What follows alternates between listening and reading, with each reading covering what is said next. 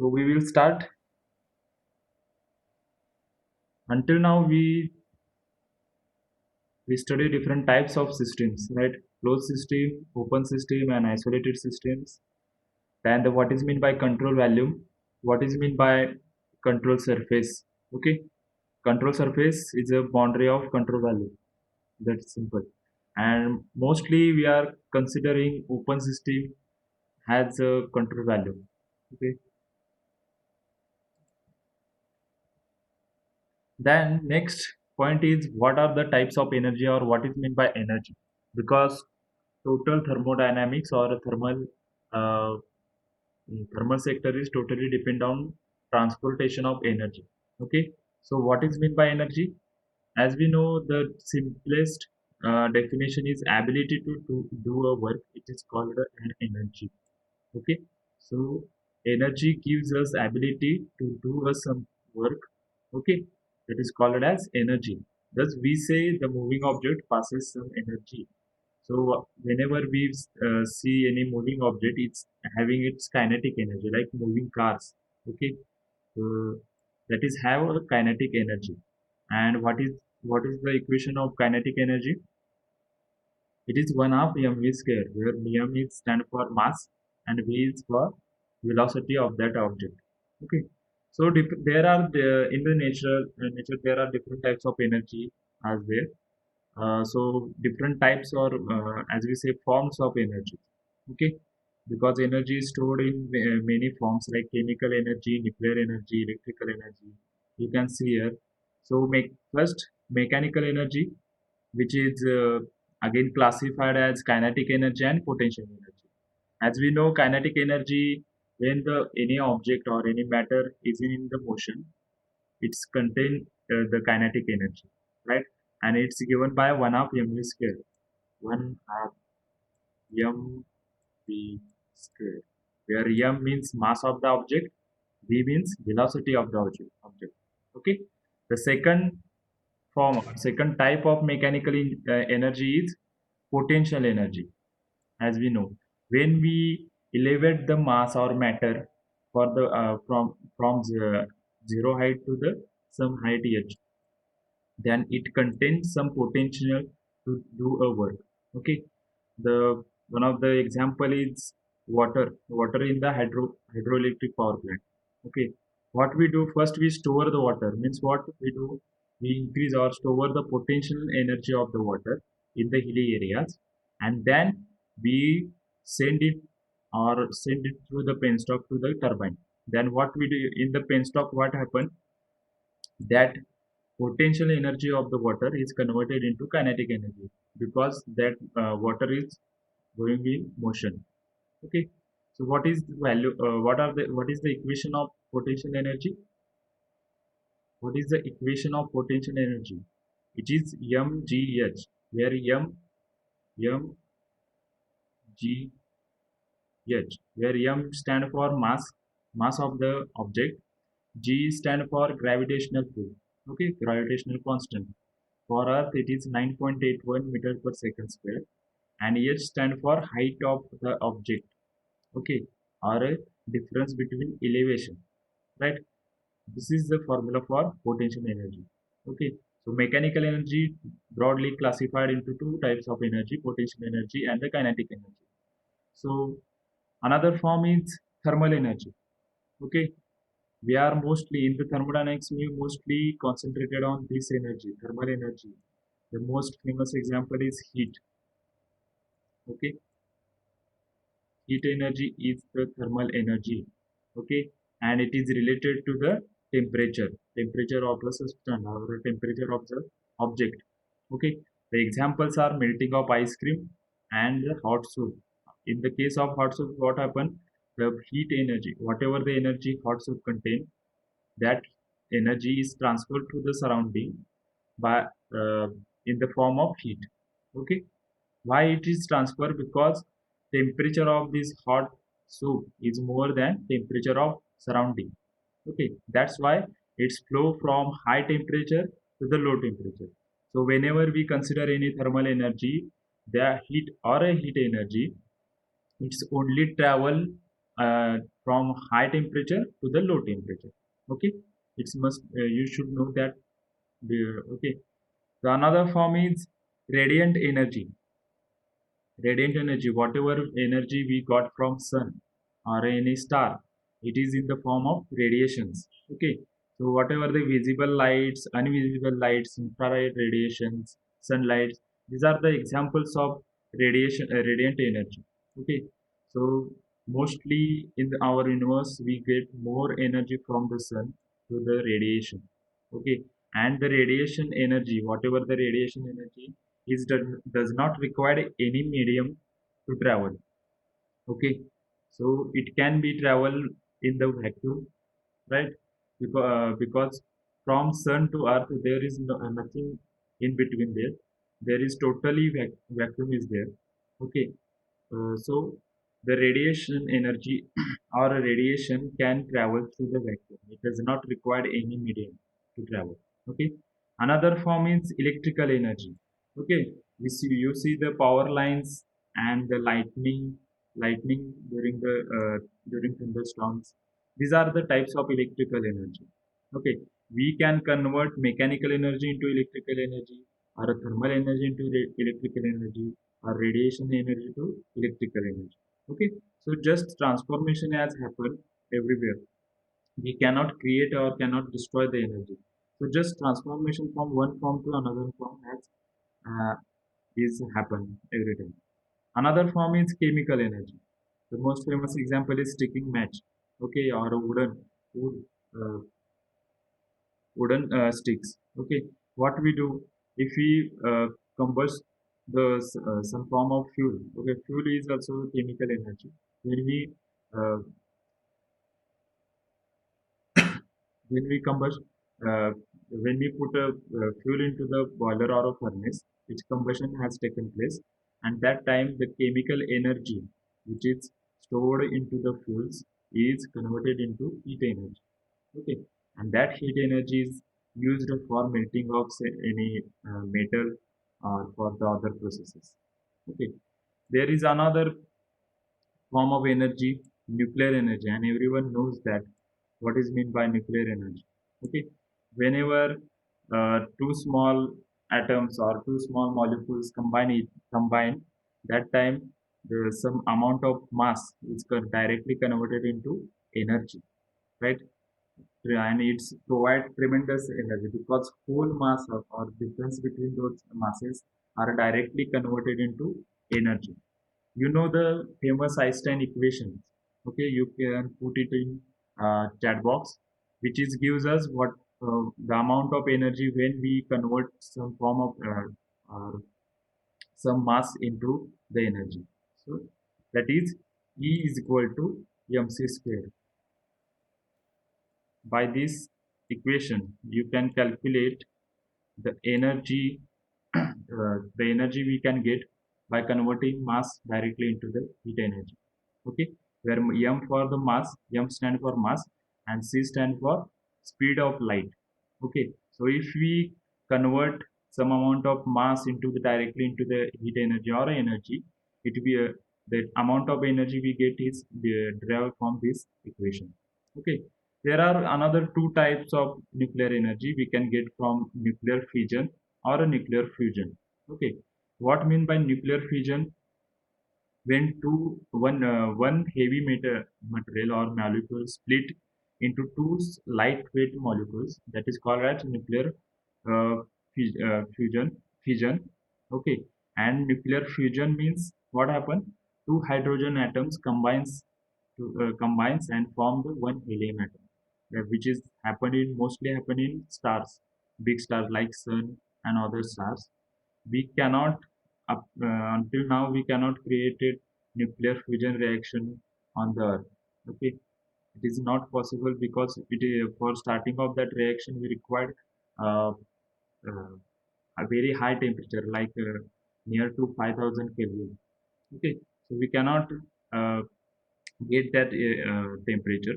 That's why we cannot create it or cannot uh, we- follow this reaction on the nuclear fusion. This reaction is mostly used in nuclear reactors nowadays. Okay, So these are the forms of energy. Another one most important point is what is the order, okay, or a grade of energy. Grade means usefulness of energy, okay.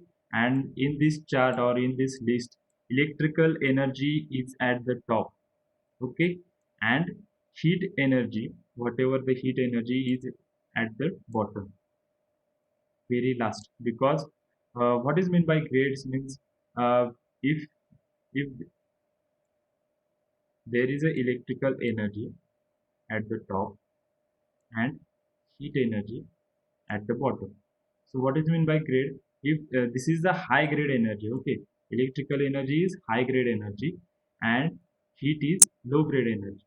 So whenever we give some grades, means what, we can convert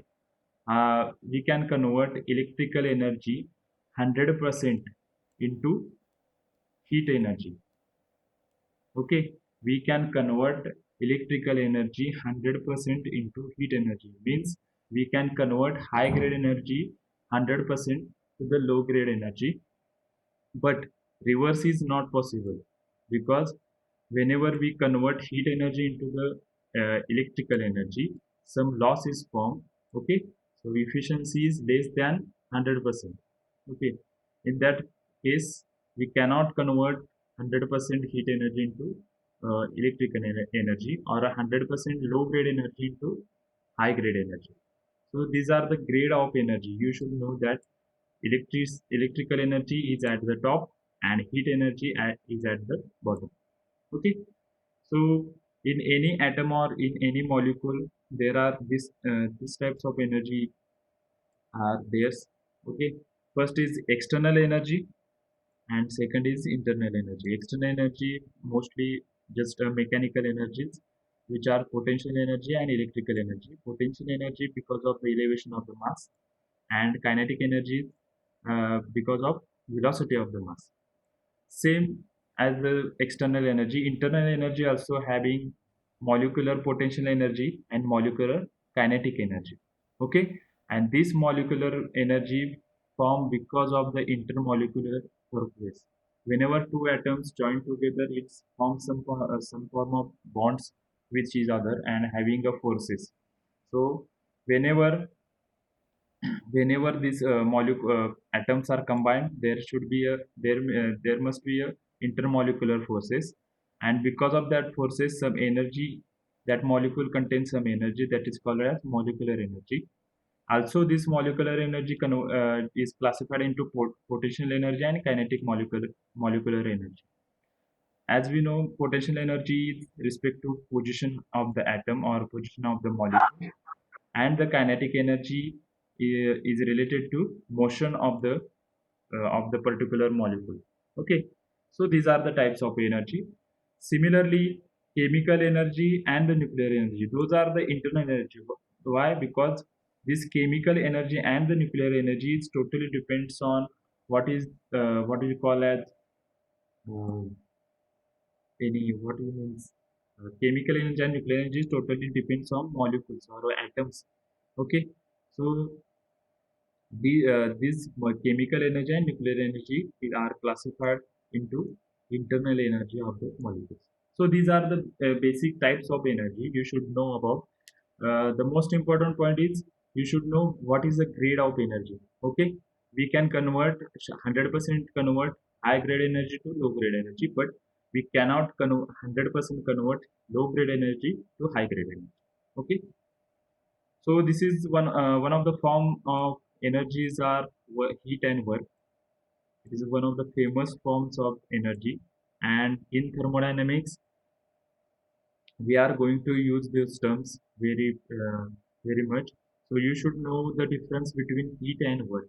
Okay, both are the one of the form of energy. Okay, both are the energies. Okay, there are some difference between them, heat and work energy. Whenever we refer to the work means what, it is a useful energy, okay.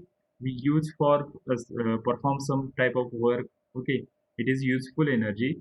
And when we refer to heat, It is unuseful energy. Means we cannot use this for any work or any other thing. Okay, this is the wastage of the energy because it is a low grade energy and we cannot 100% convert that into the work. Okay, so any closed system, as you know, closed system in what happen in closed system, we cannot a mass cannot be transferred. Okay, mass cannot transfer, but energy can. In any closed system, uh, when any closed system interact with the surrounding, the energy can be transferred or cross the boundary, but mass cannot. So in that phenomena, so it is very important in a closed system interact with the surrounding in the two ways. First one by the work transfer or by the heat transfer. Okay, you can see their differences in the books. Okay, so heat and work both are the forms one of the form of energy, and both are the path function. So what is meant by path function? Assume there are two positions, one and two, and there is some processes taken. Okay, this is on PV graph. Okay, the energy of first state and energy of second state, those are the constant. Okay, so whenever the system from one state to another state travel from one state to another state, something work transfer or heat transfer is taken out. Okay, so for a closed system, okay, this is for closed system because mass cannot cross the boundary. So these work transfer or a heat transfer is depend on the path that system followed from one first state to the second state. Okay, when whenever the path changes, the transfer or what are the values of work transfer or heat transfer will be changes. So these both are work or heat are path function. So those are not the properties of a system. Work or heat are not the properties of the system. We will going to see in details in next slides. Okay, so whenever there is any work transfer or heat transfer, we must know the sign convention for that. Okay, so whenever we add the heat to the system, it should be taken as positive energy.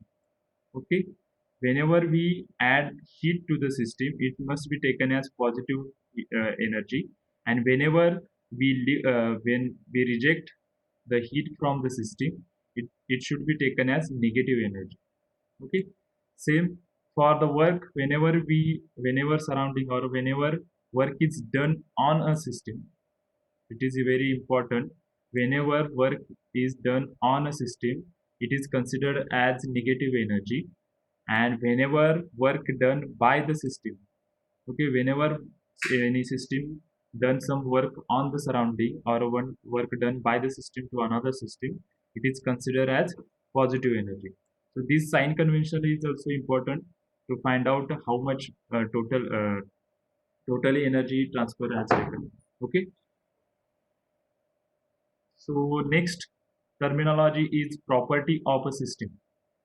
Okay, so as we see, work and heat are not a property of a system.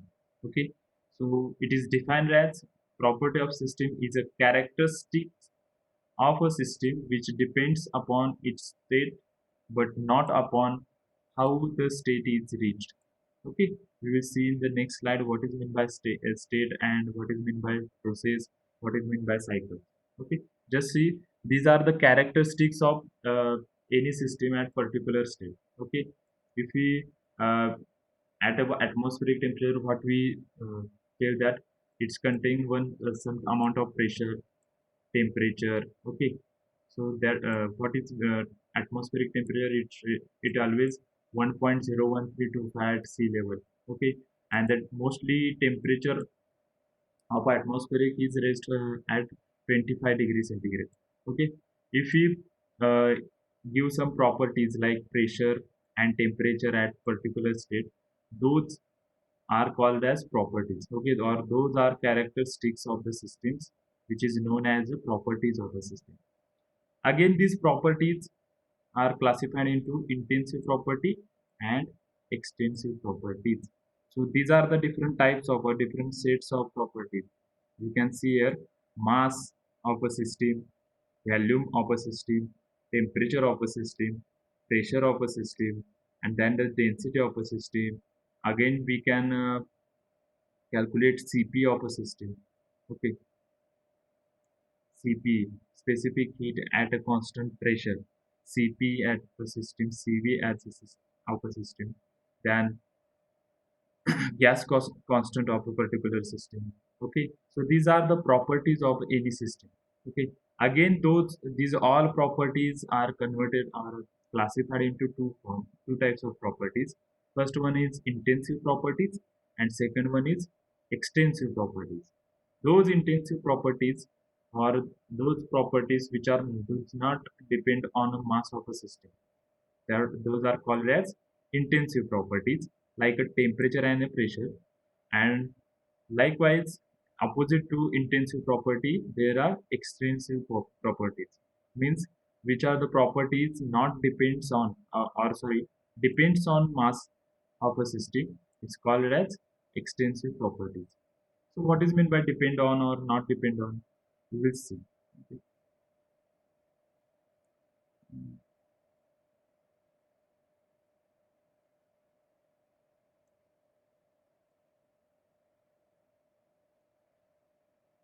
Assume there is one system.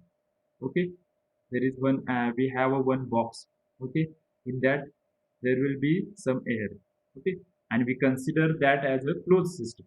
Okay, there is one box and there have a air in it, and we consider that is as a closed system. When we see the properties, it must be contain some mass of an air. Okay, it should have it has a volume, right? It must the air which contain in that box is must be have some temperature like 25 degree or 30 degree atmospheric temperature. Then that air must have some pressure at atmospheric pressure. What is the atmospheric pressure? 1.01325 bars. Okay, 1.01325 bar. Bar is one of unit of pressure measurement. Okay, we will see in the next slides. Then must that air must have some form of density. Okay, air. What is the density of air? 1.12. Okay, generally at atmospheric pressure and atmospheric temperature, it is 1.12 kg per meter cube. Right. So this air is contained in one box. When we split that box, okay, when we split that box in a half, what will happen? If we split this box into the half, what will happen? The for each partition or for each part, if we consider this is A part and this is B part, okay. For each part, it will contain half of the total mass. Total mass of system what? M. If we divide that mass or divide that system, each part will contain half mass, right? Same for the volume, same as for the volume. Volume will be half. Okay, each part will contain half of the total value, right? But as we see, with whenever we divide the system, mass will be divided. Okay, volume also will be divided. But the temperature of air which is present in that box will not be half. Okay, if the temperature of air in the box is 25 degrees centigrade, then each part air air is present in each part will also have having the temperature same temperature. Means each air each part air have will have 25 degree centigrade temperature, right? Same for pressure, right? Pressure also not will not going to change, right?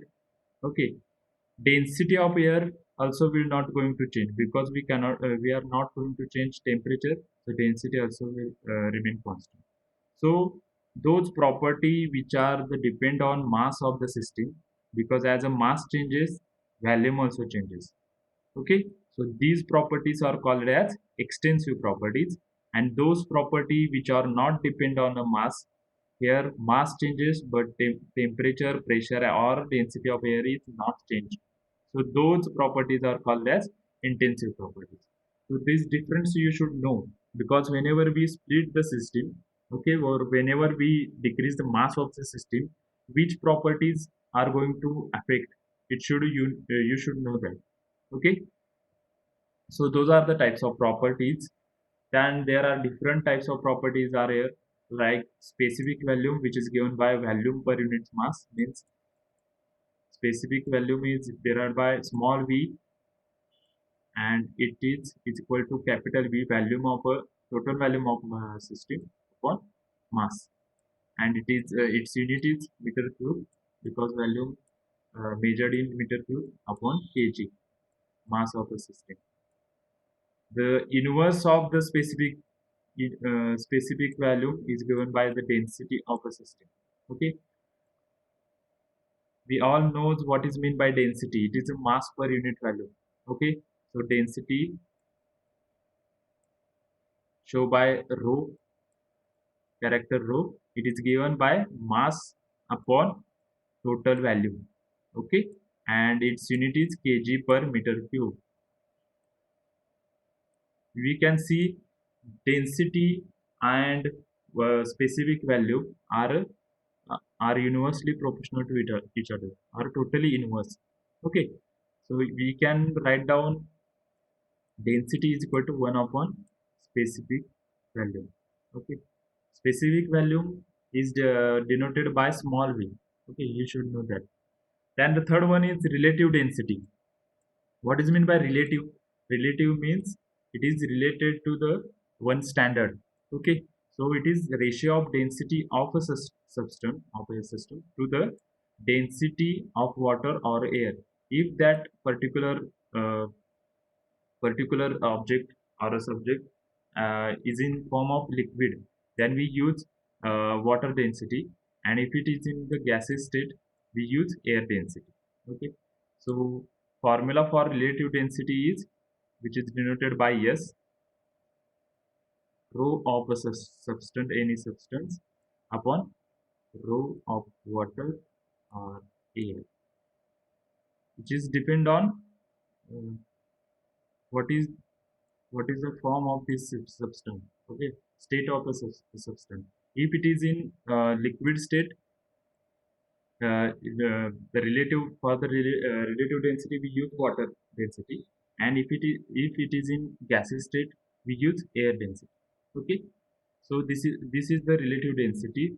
Why we use relative density? Because the density of the fluids changes with respect to time, with respect to temperature, sorry. Okay, uh, the density of solid does not changes with respect to what you call as temperature. Okay, or that difference is very negligible. That's why we not using relative density term for the solids. Okay, the most important property is pressure. Is very important in the aspect of thermal analysis, in the aspect of the design analysis.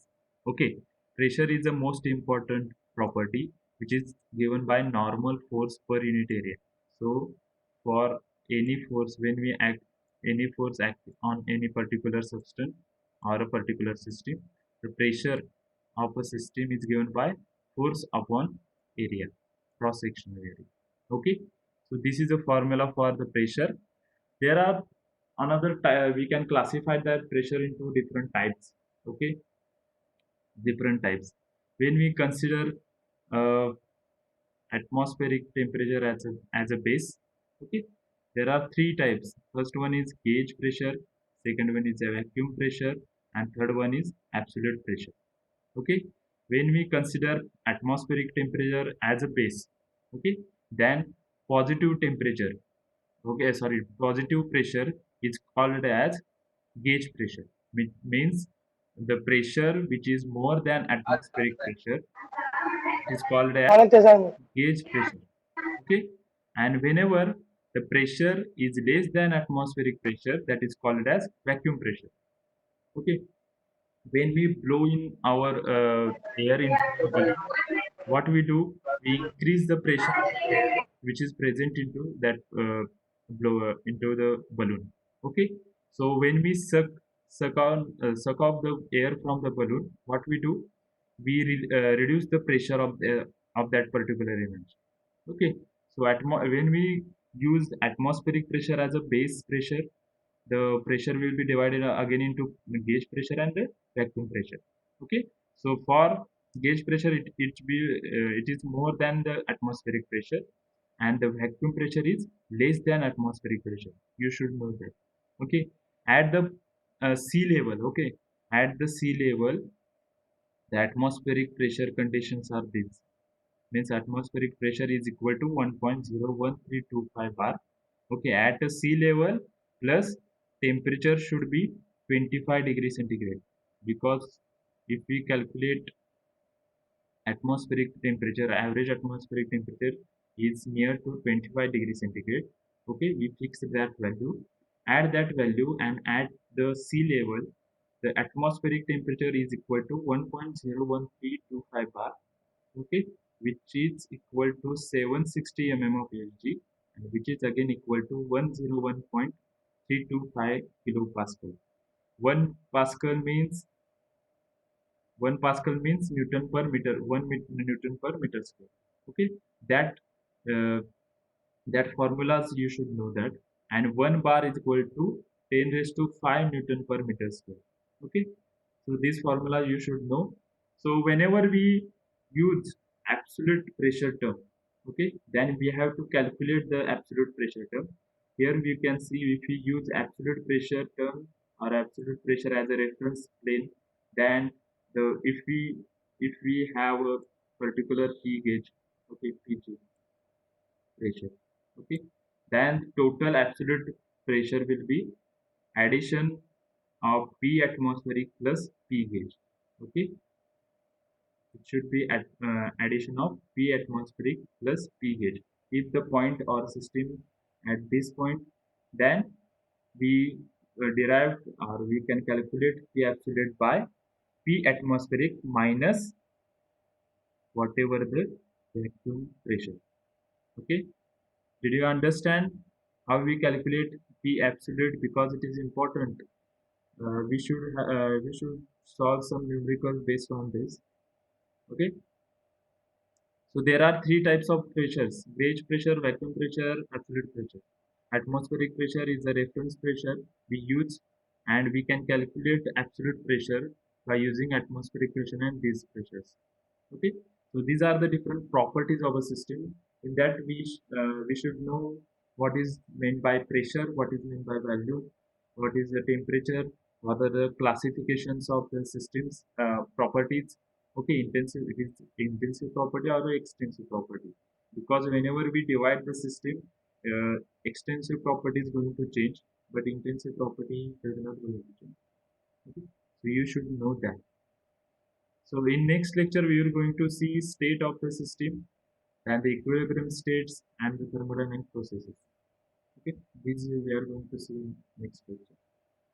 If you have any doubts, you can ask.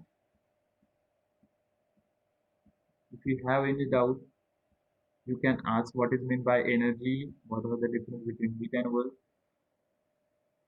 At this stage, we are very slow, because these are the basic concepts that you should know very well. Because for solving the numericals, these basic concepts are very important, because uh, whenever we go for analysis of any system like a compressor or a vapor power cycle, you should know what is mean by how the heat interaction will take place, how the work interaction will take place. Okay, you should know what are the properties we have to consider. That's why we are going very slow at at the starting phase. Okay, because these are the basic concept you should know very well. Okay. If you have any doubts, you can put it in chat box. Please, if you have any doubts, you can put it in chat box or raise the hand.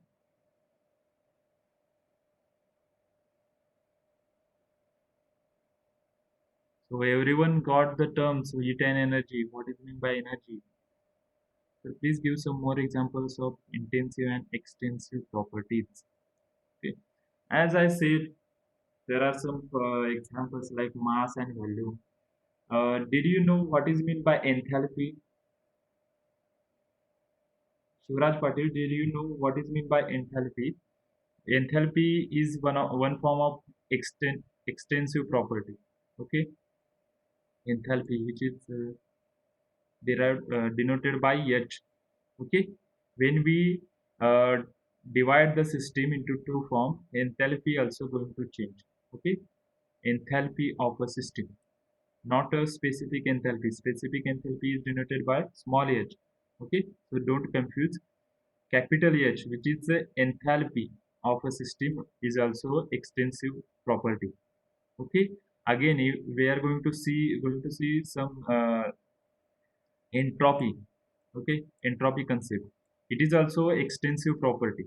When we divide the system into two or in particular parts, entropy of a system also get divided.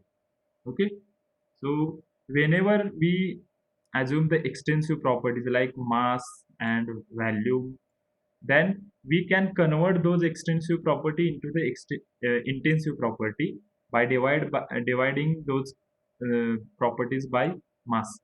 Okay, so specific volume or a specific enthalpy or a specific entropy are are the forms of intensive properties. So how you gonna get that? Specific volume is equal to total volume upon mass. So the specific enthalpy is given by total enthalpy by mass. Same for the entropy. So by dividing extensive properties by its mass, we can get intensive properties. Okay. So these are the examples. What are the gauge pressure? Okay. So gauge pressure is a positive pressure or pressure which is more than atmospheric pressure. Okay, this is a simple term. Whenever given pressure is more than atmospheric pressure, it is told that it is a gauge pressure, and we calculate the gauge pressure from the atmospheric pressure.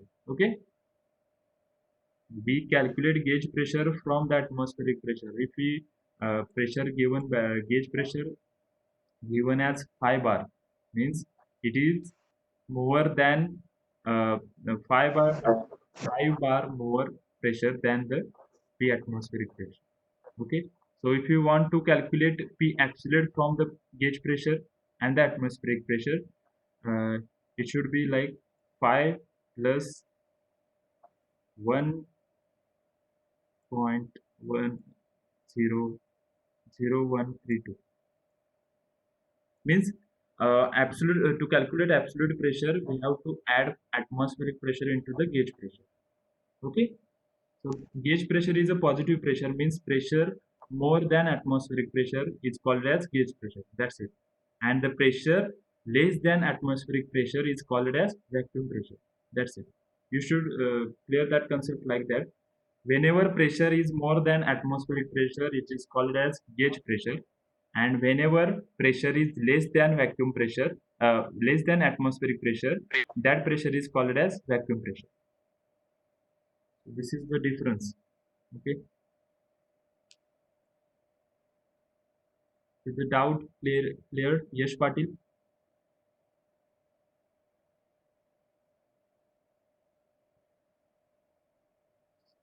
So if you have any doubts,